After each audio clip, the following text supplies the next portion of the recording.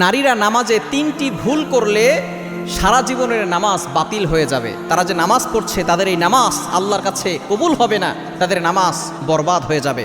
আমরা আলহামদুলিল্লাহ অনেকেই নামাজ পড়ি, অনেক মা বোনেরা নামাজ পড়ে, কিন্তু তাদের এমন কিছু ভুল আছে যে ভুলের কারণে তাদের সারা জীবনের নামাজ বরবাদ হয়ে যাচ্ছে।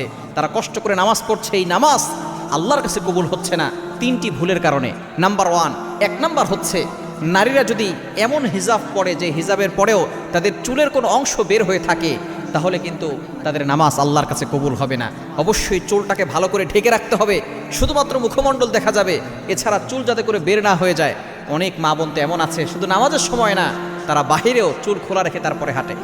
নবীজি সাল্লাল্লাহু আলাইহি ওয়াসাল্লাম জানিয়ে দিয়েছেন, যদি কোনো নারী একটা চুল পর পুরুষকে দেখায়, ওই একটা চুল 70টা সাপ হবে।